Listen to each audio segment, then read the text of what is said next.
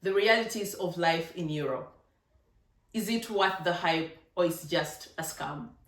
Hi, my lovelies. Life with Ruzhoff once again. Thank you so much for joining us. So, as always, till the end of this year, we'll be doing immigration, integration, and throwing in other content here and there. But today we're talking about the realities of life in Europe. I have so many questions of people asking, is life in Europe really that nice, or particularly in Germany, or is it a scam, and so on and so forth. So today for me, I have a video where I talk about, like the cons, the not so nice sides of living in Europe and Germany in particular. But today I would like to talk about the positive reality of life in Europe. We're going to be starting with childcare.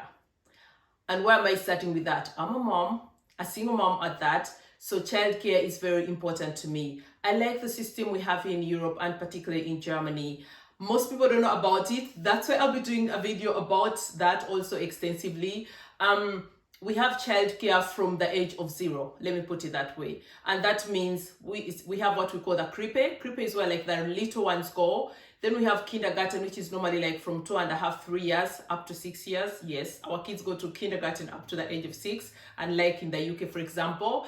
So you'll be wondering, is this childcare free? So childcare, kindergarten, you pay for it. But of course, again, like I said, Germany has the best social system in the world. If you ask me, probably almost the best social system in the world. So it all depends on how much you earn.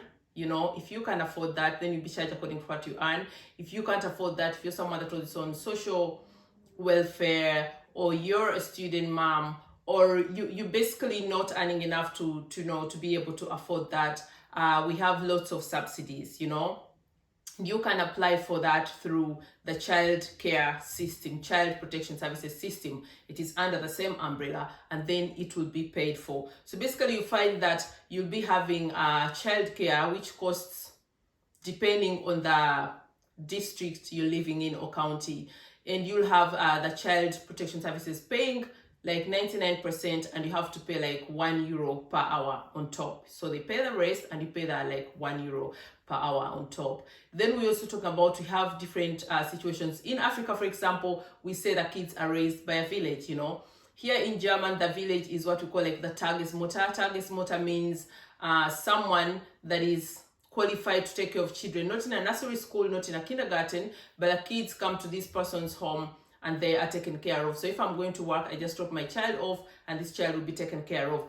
And the most important bit, like I said, these services are subsidized by the government services that are responsible for family and children. So get that service paid for, and that is between the age of 0 to the age of 14. The children have a right to get that kind of care. And then, of course, we have, like I said, we have the nurseries, the kindergartens, the krippe, and the local governments are responsible for making sure that they put services in position to enable parents to get childcare. So I find our childcare system very good. Like, it's really well catered for, especially when it comes to the financial subsidies. Talking infrastructure, oh my God, I saw a video of someone saying, oh, life in Europe is terrible, I would rather be here and there because of this and that. And I was like, you know what? Yes, it's true. But when it comes to, like, for example, Uganda, where I grew up, miss me with the infrastructure, miss me with the roads. That's always the culture shock that I get every time I fly back home. I'm like, oh my God, not the dust again. Oh my God, not the monstrous potholes again, So the infrastructure in Europe, and Germany in particular, is on point. And when we talk infrastructure, I would also to make it one point with means of transportation. We have a very, very amazing network of public transport, which is very, very crucial. So we're talking about the train system. We have all sorts of different trains, depending on that district and area that you're staying in. And they're really affordable. We talk about, you can get train cards, a year's train card where you pay for a whole year. We have student train cards. My children, for example, have an amazing bus system for students and school-going kids. My children go by bus to school most of the time. They are so lucky I work in the same area, so sometimes I drop them on my way to work. But when they're going back home, they go by bus. They're always on point. There's a bus going every hour. And they have a card that we pay for a whole year, which is also quite affordable. And on top of that, we also get a subsidy from the government for school-going children. And with this card, my kids can go and use any bus anywhere, including the train system, not the fast trains, what we call ECE, but the regional trains. So I find that really, really amazing compared to like where I come from, back home. Transport is very, very expensive. And then the chaos, we have the matatus, we have the borders, and oh my God, I don't even want to go into it, but I find the infrastructure and the transport system in Europe and Germany very amazing, very developed, very structured, and most of all, affordable. We're talking about a functioning service sector. This was my favorite point while I was preparing for this video. So the last time I was back home was in August last year, our service sector. By the time I left, I was getting gray hairs. My cousin, my friends, they were like, oh my God, now I understand you can't stay here like forever. You've changed. And it's not that I've changed. I'd always been, okay, I almost used a bad word, irritated by our service sector. Like, you enter a shop, you enter a mall, you enter a supermarket, you enter a cafe, and you're treated like, what are you even doing here? Like we lack the proper service training, especially in the hospitality industry. Like in Uganda, it's a mess, like really, really a mess. And I remember for all that time, I was like, okay, now I understand. I'm going to stay in Germany forever. I can't come back here. It's so irritating. It's so annoying that people are so unserious. And then I even had a situation where I had to tell some lady directly, I was like, we all hear everyone complaining about the government here, but it's not the government that is keeping most of you backwards. It's your mentality, it's your attitude. Or do you want the president to come here and train you on how to treat customers? Because everyone knows the customer is king. If I come into your shop, if I come into your coffee shop, be friendly, talk to me, welcome me. But if I enter and someone's looking at you like this, and you say hello, and they're like, I'm definitely going to go to the next coffee shop, So for me, the service sector in German Europe does it for me. It's a no-brainer. So the working ethic is perfect. People are always on time. That is very, very important to me. I can't stand our African time, for example, where someone says we meet at 2 and they come at 4, 2 hours later. Not with me. You won't find me there. I'll be gone. For me, I'm really, really, really keen on keeping time. And that is something I appreciate about living in Europe and particularly in Germany. And of course, we don't want to forget the corruption in Africa in the service sector, the bribing, that varies from, like the police officers to the, oh my God, to the traffic controllers. Everyone wants a bribe. Everyone wants to get a penny out of you. So, but I don't want to talk ill of my country, but those are facts. I will talk about child protection services and rights, which is something I'm very, very passionate about, considering that I grew up in an African community, in a community that doesn't value that, in a community where minors are abused and it's considered parenting, So that is something that is very, very close to my heart, and I'm so thankful that we have a system here to protect minors, to protect children, a system that has laws in place to, call out parents that abuse the children and minors. So for me, that is very, very key and important, and hopefully we can have a generation of trauma-free children. Of course, there are children that are still being abused, but compared to other countries where there are no such services in place, they are not really enforced. The difference is really, really huge. We're talking about, that's also something very special. Life in Europe offers more room for dreams. For dreams to come true, for you to spread your wings and try out different avenues, to think out of the box, which is not something that is very common everywhere. And when we look at third world countries, for example, most of people think in a box. If you try to spread your wings so wide, they will get nipped, because people have a traditional way of thinking. We have parents thinking the only way to get it and to make it through life is if you have a degree as a doctor or whatever. You don't have talents being pushed and nurtured, because everyone is like, what are you talking about? You want to be a footballer, you want to be a netballer, maybe football a little bit because everyone knows it makes money, but then there's no big room for dreams, and I see that with my own parenting. My sons, I support their dreams, I support their talents, much as they're still going to school, and I tell them definitely they must complete school. But like my son who has a dream of becoming a professional mountain biker, we support that as parents. But if it had been like in the African community or culture, I'm not saying all of them, now we're a bit modern, it would have been like, what are you talking about? Like becoming a professional mountain biker, dream on, let it be a hobby, but that's not something you can think about as a career. But Europe gives you also the chance to dream, because honestly the conditions are favorable here. I can afford to tell my son, okay, if you want to be a professional mountain biker, be a professional mountain biker, because the conditions are favorable, the conditions are conducive. And I can understand the parents in Africa, for example, who say absolutely not, because they are in survival mode. They want their child to come out with a career that will put food to the table as soon as possible. So I definitely understand that. Better laws and enforcement, I think I really don't have to elaborate about that. If you've ever been to Europe, even just as a visitor, you know, the law enforcement here and the systems in place are amazing. We're comparing it now to where I grew up with the corruption. I even was a victim to that. We're traveling from Kampala to Mbarara, where my parents live, and the traffic officers want to get money out of us.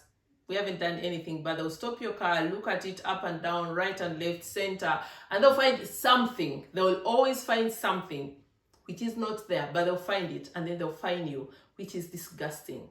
I really have to put it that way, which is very disgusting. They behave like hooligans, thieves, actually. That's how I would put it. And I had one driver explain to me how they do it in most cases, and that is even dangerous to the community, because they sometimes stop cars or buses, and because you know they want a bribe, you just give them money, you walk with them towards the back of the car, give them pennies. It's not even $1 that they get, pennies, and then they will let you go. But then we're talking about them letting a car get back into the traffic that probably has non-functional brakes, you know, risking the lives of every other person that is on that road. So for me, when it comes to better laws and law enforcement, definitely it's a no-brainer. Europe is top-notch, and I love it that way.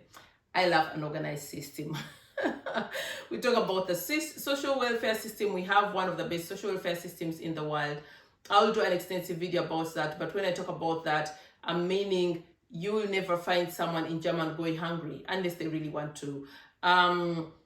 We have situations, of course, of people living on the street and all that, but most of them is situations that you can't help them out, or it is the choice, you know, that people have decided, I don't want to go back into the normal system. But we have a very good social welfare system that protects us, that will give you a start in life, that will give you a push. You know, if you run out, if you lose your job right now and you're working, at least you're covered for the next 1 year, and so on and so forth. But I'll be doing a video about that. We talk about the social welfare system where the children, we have what we call a kindergarten, you know, they really have lots of services in place that protect the people, you know.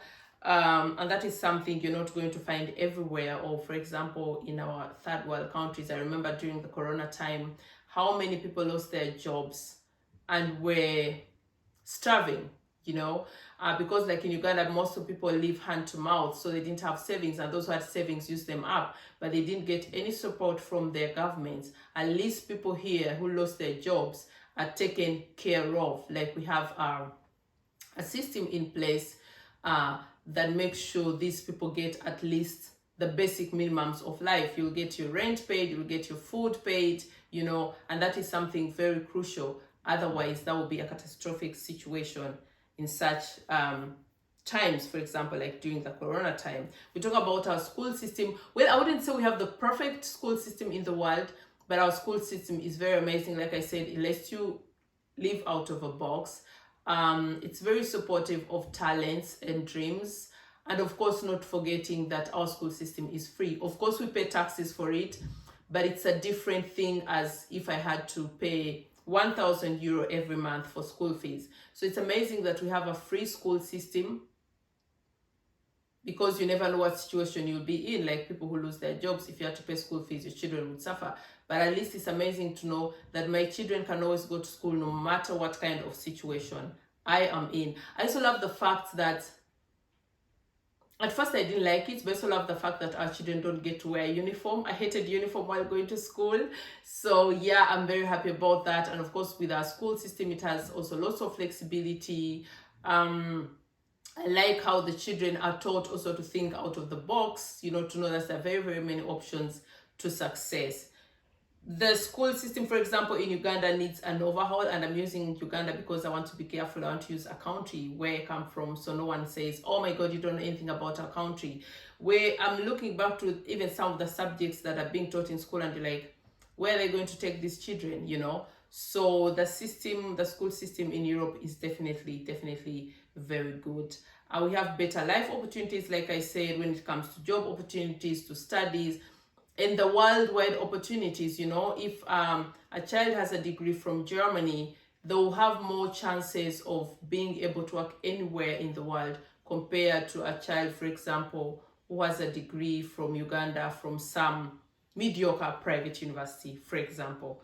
And why do they have those opportunities? Again, our school system, you know, they're equipped with skills, not just theory but practicability. They get to do internships, you know, they get to do practicums, where by the time they get into the market, they are ripe and ready to work professionally and not the theory.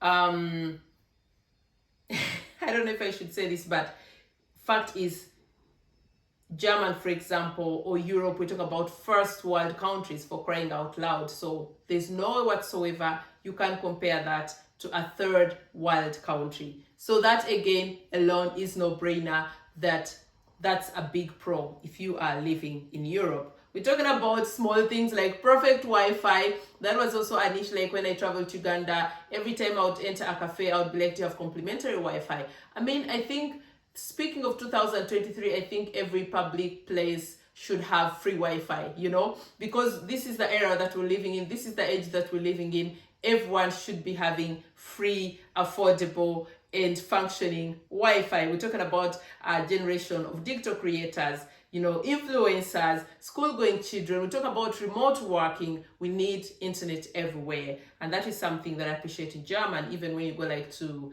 how do we call it? You know, like when you go to the city centers, you have public Wi-Fi, you know, you just sit somewhere on a bench and voila, you have your Wi-Fi, you can do whatever you want to do. And I find that very, very amazing. Definitely, again, which goes back to opportunities, it favors growth and opportunities. And we're talking about ambition because of favorable conditions again, you know. You can afford in German to say, okay, I'm going to try something out, because again, like I said, there's an umbrella to protect you in case it rains, in case the storms come pouring, you know. So yeah, I can understand that is not something that you can have in Africa and take unnecessary risks where you're not sure. But the fact that we have a good system here in Germany, it favors ambition, growth, and dreams. Labor laws and conditions are amazing. We have labor unions. We have how do you call Mindestlohn? My English is terrible these days. You know, like the working conditions are very good. The pay is very good. We don't have, in some sectors, of course, there's still some bit of exploitation, which is illegal, what we call the black market. But workers in Germany are not really exploited. People are paid well. Unlike like in Uganda, where you find an accountant working from 8 to 5, Monday to Friday, earning less than $400 a month, you know. So definitely the working conditions and the labor laws are very, very conducive and favorable. We're talking about pension, we're talking about healthcare insurance, which I almost forgot to talk about. We have an amazing healthcare system here in Germany. Not just that, but every citizen here in Germany has a right to government healthcare insurance. And then of course we have the private insurance. You can have that on top. We have different many ways of getting insured, and not forgetting that our healthcare system is very, very amazing. So as I conclude, this is sad, but I'm smiling. It's crazy. While researching about this, of course, I had to think about the pros and cons and compare like to different countries, especially my country. The fact that I know I won't be stabbed for 500 shillings is definitely worth living in Europe. you know. We're talking about if you're living in Uganda, if you're living in Kenya, there's a very high risk of you getting stabbed just for someone to steal your phone. That's never going to happen here. It could happen, but like someone stealing your phone, but no one is going to stab you to steal your phone, or no one is going to stab you to steal 500 shillings from you. We're talking less than €1, you know.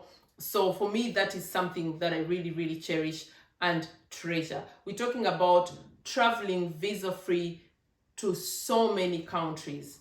That is a luxury. I mean, we're talking about all of the people that I have here in my community, the struggles they go to get visas, and here I am, free to travel so many countries, visa-free. That is a luxury that I don't want to miss, definitely, as someone who loves to travel. Digital creators, that is something I should also talk about, and influencers. They get way, way better pay compared to the ones, for example, in third world countries, and they put in the same effort. But everything, like I said, here the laws are clear and straight. If someone is a digital creator, if someone delivers a service to you, then everything has to be handled within the law. They get their pay. They don't have to be chasing after you. They don't have to be paid peanuts, because like I said, we have Mindestlohn, you know. Mindestlohn means like the minimum wage. Yes, I got the word. The minimum wage, what someone should get. So you're not going to get someone delivering service for a whole month and you're paying them peanuts. That's definitely not happening here in Germany. And again, that's an advantage, you know. We have people that are solely living from digital creation. You know, they've resigned their jobs and they're earning a living from digital creation because they are paid well and have better partnerships and partner deals. So for me, as I conclude this video, and I'm going to focus mainly on the question that someone asked me. The question was phrased something like, this is someone from Kenya. She asked me, is life in Europe worth the hype? Is life in Germany worth the hype, or it's a scam? Because we see many people who say, oh my God, people in Europe are living from mouth to hand, from hand to mouth. They're struggling, they're drowning in loans. And like I said, we have a video about the cons. But for me, if you ask me to weigh the cons and the pros win. And I should say life in Europe is definitely worth it, despite the cons, which we do have everywhere all over the world. So the decision at the end of the day is up to you, you know, if it's worth it or not. And yeah, I'm looking for your comments and getting to chat with you. Until next time.